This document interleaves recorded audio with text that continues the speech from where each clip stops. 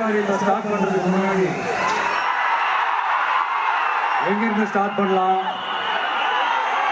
நம்மளை பிடிச்சவங்க இருக்கிற இடத்துல இருந்து ஸ்டார்ட் பண்ணலாமா? எங்கிருந்து ஸ்டார்ட் பண்ணலாம்? நம்மளை பிடிச்சவங்க இருக்கிற இடத்துல இருந்து ஸ்டார்ட் பண்ணலாமா? இப்படிலாம் நிறைய விஷயம் மனசுக்கு தோணும் இல்லையா? அது மாதிரி தமிழ்நாடே நமக்கு பிடிச்ச இடம் தான், நமக்கு மனசுக்கு ரொம்ப பிடிச்ச இடம் தான். தமிழ்நாட்டில் எங்கிருந்து வேணாலும் நம்ம ஸ்டார்ட் பண்ணலாம். பட் இருந்தாலும் நம்ம வீட்டு வாசல்ல இருந்து ஸ்டார்ட் பண்றதுன்னு ஒண்ணு இருக்குல்ல. நம்மள பெத்த அம்மா இருக்கிற இடத்துல இருந்து அவங்களோட ஆசையோட ஸ்டார்ட் பண்றதுன்னு ஒண்ணு இருக்குல்ல. அதானே ஒரு பிரைட்டான ஒரு சைனா இருக்கும், ஒரு ஒளியோட, ஒரு வெளிச்சத்தோட. சோ இதெல்லாம் மைண்ட்ல நினைச்சுக்கிட்டு தான் உங்க விஜய் உங்க பெரம்பூர் தொகுதியிலிருந்து, நம்ம பெரம்பூர் தொகுதியிலிருந்து நம்ம பிரச்சாரத்தை ஸ்டார்ட் பண்ணணும்னு முடிவு பண்ணிட்டேன். வட சென்னையில் ரொம்ப மிகப்பெரிய அடையாளத்தில் ஒன்றா இருக்கிற நம்ம பெரம்பூர் தொகுதியில் நம்ம லூர்ட்ஸ் அன்னை சர்ச் இருக்கிற, பிரசன்ன லட்சுமி நரசிம்மர் கோயில் இருக்கிற, பல புகழ்பெற்ற மசூதிகள் இருக்கிற இந்த பெரம்பூர் தொகுதியில் நம்ம பிரச்சாரத்தை ஸ்டார்ட் பண்றோம்.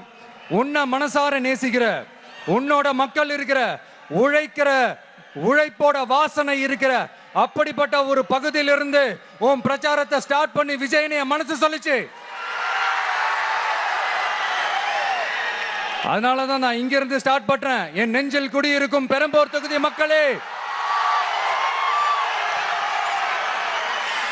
பெண்கள் பாதுகாப்பு இல்லாத, சட்டம் ஒழுங்கு சரியில்லாத, போதைப் பொருள் அதிகமா இருக்கிற நம்ம தமிழ்நாட்டை நம்ம காப்பாத்தி ஆகணும்.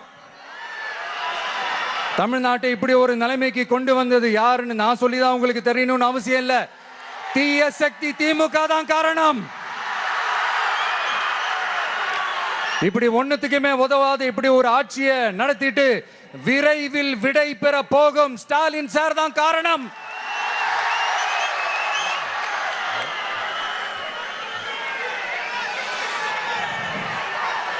இந்த 5 வருஷத்துல என்ன நடத்தினாங்க? ஆட்சி நடத்தினாங்களா இல்ல வேற ஏதாவது நடத்தினாங்களா? ஒரு சோறு தண்ணி கூட இல்லாம இருந்திரலாம் போல, ஒரு அடிப்படை வசதிகள் கூட இல்லாம எப்படி இருக்கிறது? நம்ம பொம்பளை பிள்ளைங்களா ராத்திரில டாய்லெட் கூட போக முடியல. போயிட்டு வர கேப்ல என்ன நடந்துருமோ என்ன ஆயிடுமோ பதட்டத்தோட இருக்க வேண்டியதா இருக்கு. ஒரு பாட்டி வயசுல இருக்கிறவங்களுக்கு கூட பாதுகாப்பு இல்ல. ஒரு டீ கடையில நிம்மதியா டீ குடிக்க முடியல. போதையை போட்டு வந்து எல்லாரும் வெட்டிட்டு போயிடறானுங்க. இதெல்லாம் நாடா இல்ல காடா? இங்க கவர்மெண்ட் ஒண்ணு இருக்குதா இல்லையா? 5 வருஷம் போலீஸ் டிபார்ட்மெண்ட் கையில வச்சிருக்கிற ஸ்டாலின் சார் ஒரு அடிப்படை பாதுகாப்பை கூட கொடுக்க முடியலன்னா எதுக்கு இந்த ஆட்சி, எதுக்கு இந்த அதிகாரம்? அதனால என்னுடைய அம்மா, அக்கா, தங்கைகளே, தோழர்களே, இளைஞர்களே, நண்பர்களே, உங்களை நான் கேட்கிறேன், இந்த தீய சக்தி திமுக ஆட்சியில பாதுகாப்பு இருக்கா? இந்த தீய சக்தி திமுக ஆட்சியில குழந்தைகளுக்கு பாதுகாப்பு இருக்கா? இந்த தீய சக்தி திமுக ஆட்சியில நீங்க நிம்மதியா இருந்தீங்களா? ஸ்டாலின் சாருக்கு மக்கள்லாம் முக்கியமே கிடையாது. மக்களுக்கான அடிப்படை வசதிகள், பாதுகாப்பு, இதெல்லாம் எதை பத்தி முக்கியமே கிடையாது. அவருக்கும் இந்த திமுக அரசுக்கும் இந்த 5 வருஷத்துல என்ன முக்கியம் தெரியுமா? குடும்பத்தோடு சேர்ந்து கொள்ளையடிச்சதான் முக்கியம்.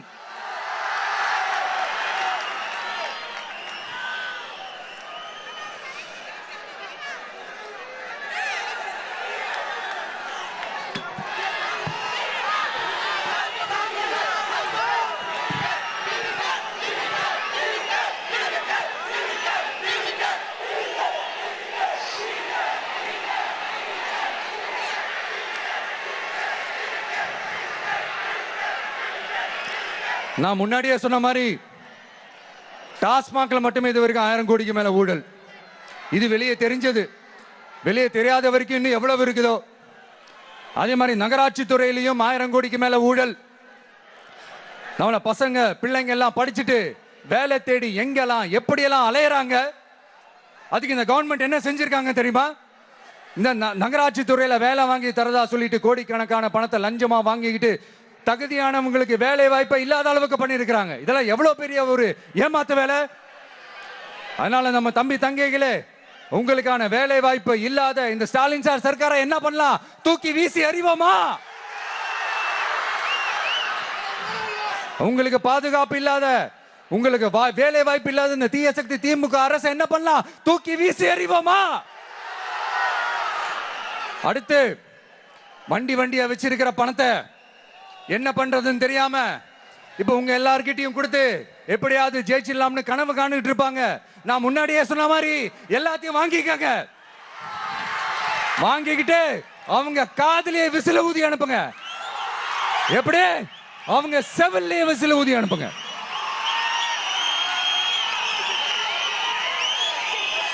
எப்படி ஸ்மார்ட்டா நம்மளை ஏமாத்தி கொள்ளையடிச்சாங்களோ, நாமளும் ஸ்மார்ட்டா இந்த திமுக அரசுக்கு வேட்டு வைக்கணும். வைப்பீங்க தானே? உங்களுக்கும் நம்மளுடைய ஜென்சி கிட்ஸுக்கும் நான் சொல்லிக்கிறது ஒண்ணுதான். ஏப்ரல் 23 காலங்காத்தால பக்காவா ரெடி ஆயிட்டு உங்க ஓட்டர் ஐடி கார்டை கையில் எடுத்துக்கிட்டு முதல்ல பூத்துல போய் நின்னு அந்த விசிலுக்கு நேரா இருக்கிற அந்த பட்டனை ஒரு அழுத்துங்க. உங்க வீட்டுல இருக்கிற ஒவ்வொருத்தரையும் அழைச்சிட்டு போங்க.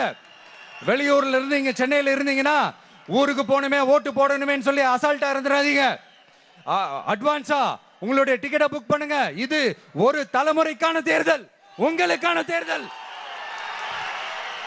எவ்வளவு பெரிய வசதியான வாழ்க்கையா இருந்தாலும் எல்லாத்தையும் உதறி தள்ளிட்டு உங்களுக்காக மட்டுமே வந்திருக்கிறேன்.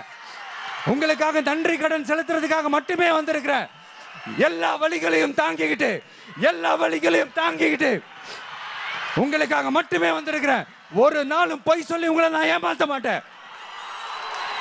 இந்த 4 முனை போட்டி, 40 முனை போட்டி, எத்தனை முனை போட்டி, எத்தனை உருட்டினாலும் இங்க 2 முனை போட்டி தான். ஒன்னு டிவிகே, இன்னொன்னு டிஎம்கே. மக்கள் விரோத ஆட்சி நடத்துற ஸ்டாலின் சார் வேணுமா? மக்களை நேசிக்கிற விஜய் வேணுமா? அவ்வளவுதான் இந்த தேர்தலே. அதனால உங்க விஜய்க்கு, உங்க அண்ணனுக்கு, உங்க தம்பிக்கு, உங்க பிள்ளைக்கு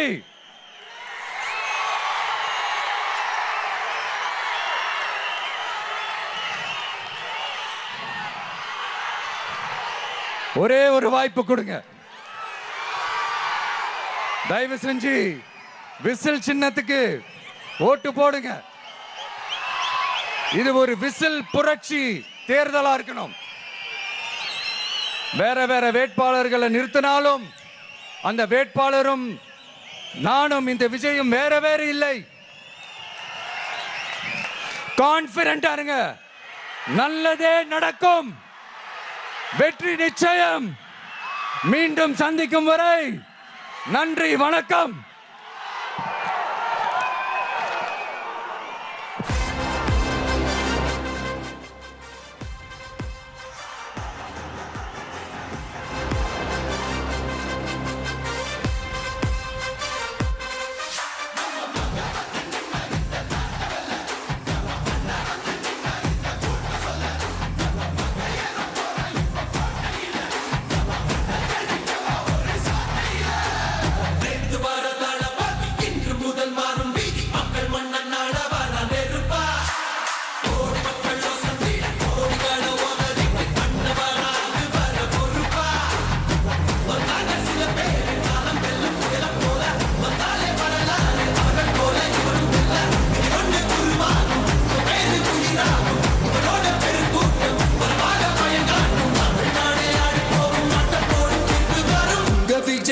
விஜய் உயிர் என்ன வரனா?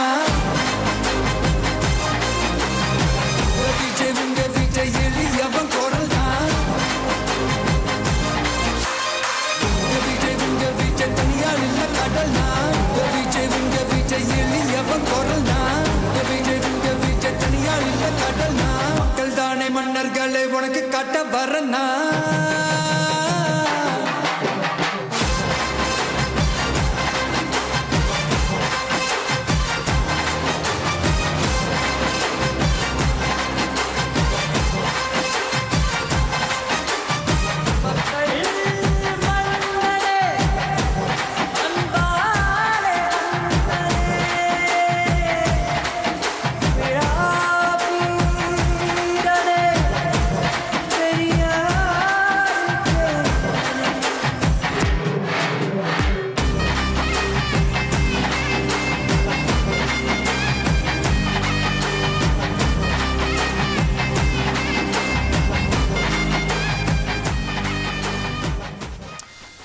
பெரம்பூர் தொகுதியில் முதல் பாயிண்டில் தன்னுடைய பிரச்சாரத்தை தொடங்கிவிட்டார் தமிழக வெற்றிக் கழக தலைவர் விஜய்.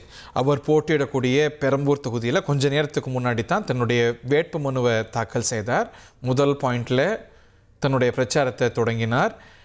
சர்ச், மசூதி, கோவில்கள் இருக்கக்கூடிய இந்த பகுதியிலேருந்து பிரச்சாரத்தை தொடங்குவது தான் பொருத்தமாக இருக்கும் அப்படின்னு சொல்லி தன்னுடைய வழக்கமான பிரச்சார பாணியில் தன்னுடைய கருத்துக்களை எல்லாம் சொல்லி குறிப்பாக சட்டம் ஒழுங்கு பிரச்சனையை எழுப்பி பேசினார். பெண்களுக்கு பாதுகாப்பு இல்லை, பெண்களுக்கு பாதுகாப்பு வேணும் அப்படின்னா டிவிக்கே வரணும், ஒரு விசில் புரட்சி நடக்கிறது, போட்டியே தவேகாவுக்கும் திமுகவுக்கும் தான் அப்படின்னு தன்னுடைய கருத்துக்களை ரீஇன்ஃபோர்ஸ் பண்ணி பேசினார். பெரம்பூரிலிருந்து தன்னுடைய பிரச்சாரத்தை துவங்கியிருக்கிறார் தமிழக வெற்றிக் கழக தலைவர் விஜய். அந்த காட்சிகளைத்தான் நம்ம திரையில் நேரலையில் பார்த்துட்ருக்கோம்.